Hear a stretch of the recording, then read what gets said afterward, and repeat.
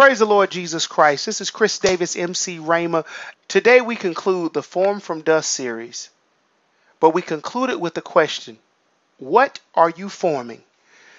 And this message is designed to get you to begin to think about what you're actually forming in your household.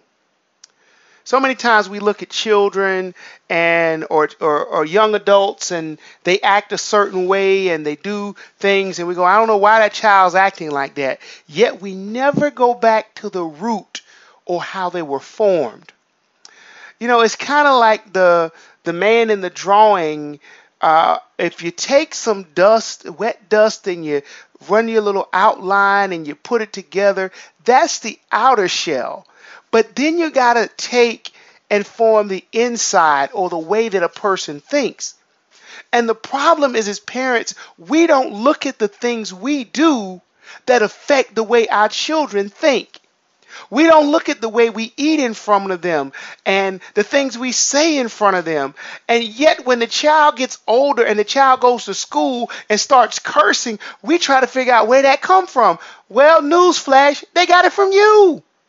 You cannot curse in front of your children. You cannot run the street in front of your children. You cannot lay up with men in front of your children. And mama, you can't be running the street with different men in front of your children and expect the child not to do what you're doing. You have to understand the input and the output system of the human body.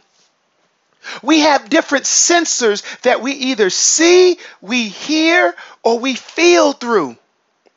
And the thing is, when your child hears you say one thing, but he sees and hears you say another, the combination of seeing and hearing is greater than just hearing. And so what happens is the child begins to do what they saw, or they imitate what they see the parents do. And then we get all dumbfounded saying, I don't know why the child do this. Go to school. I don't know why he cussing out the teachers. I don't know why he fighting all the time. Let's rewind and go back to what the child saw at home. Grandparents, any person in authority, down from church leaders, when we look at those who serve under us and we ask, why do they do what they do? Ask yourself, what are you forming? Primarily, this message goes out to parents because we see it every day in the school system. We see it every day on the media. Children who act like they have lost the ever-loving mind. Yet, if you research, let's look at mama and daddy. See, this is how the thing goes. Mama works all the time, but daddy doesn't. So when the daughter gets a man, she gets a man that don't work, and she works all the time. She's in essence doing what mama does.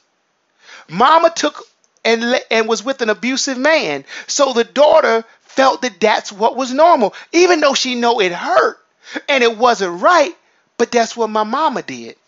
Dads, let me talk to you for a moment. You cannot abuse your wife physically and verbally in front of your children, or period. You should just do it, period. Period, that's it, bar none, don't do it. But when you do it in front of your children, they think that's normal. So your son grows up abusing women. Your daughter grows up being abused. And yet you look at your child trying to figure out, I don't know why my child is staying in that abusive relationship, because they saw daddy do it. And they think that's what love is. You have to ask yourself, what are you forming? To a parent, you sit and you drink every day. You come home from work, you sit in front of the tube and you get your beer and you drink your beer. So when your child grows up to be an alcoholic, don't say, where did it come from? They only did what they saw. Genesis 8th chapter, the 22nd verse says, as long as the earth remains, seed time and harvest shall never cease.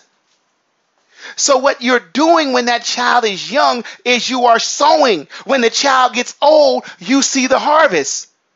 Now, the thing is, if you study anything about farming, you begin to understand that the seed is a small thing and it produces a large harvest. You put a small tomato seed in the ground, it'll produce a vine of tomatoes, and you can eat for years off of the vine.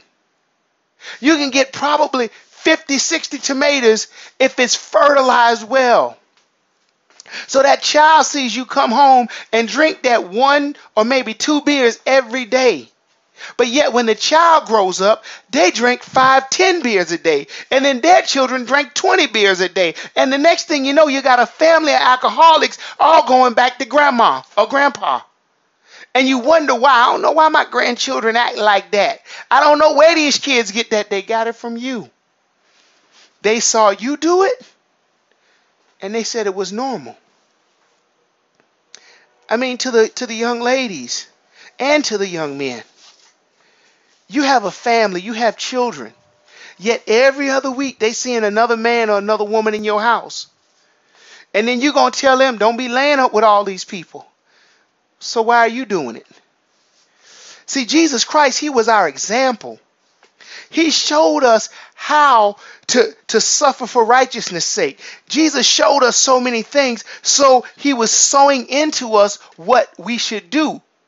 But the problem is, we've been doing what we've been doing for 20, 30, 40 years. And we think that's normal.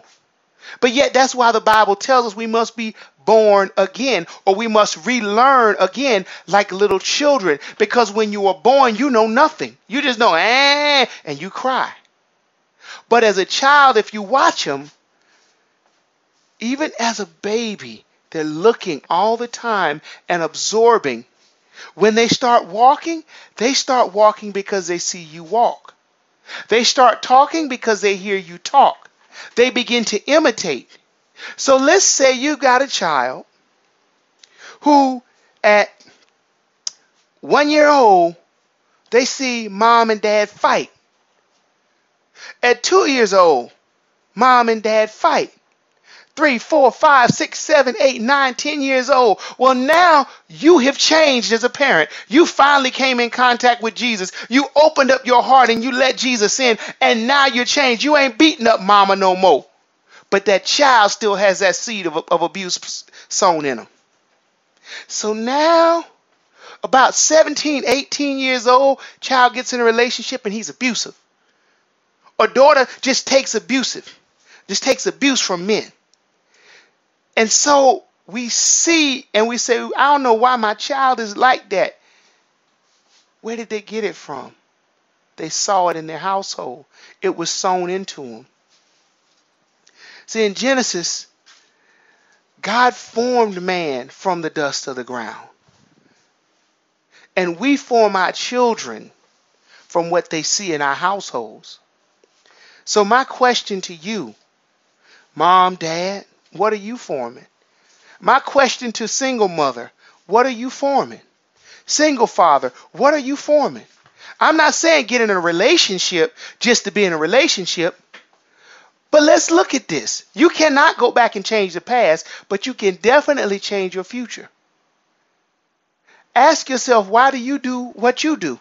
What was sown into you? What harvest are you producing based on the seed that was sown into you?